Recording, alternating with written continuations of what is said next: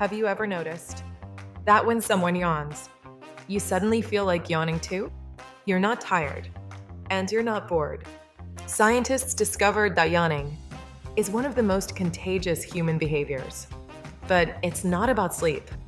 Research shows that people unconsciously copy each other's behavior.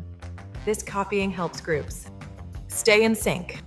What's even more interesting is that the closer you are to someone, the stronger the effect.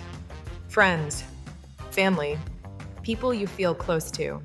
Researchers say this is a sign of empathy, a silent connection, happening without awareness.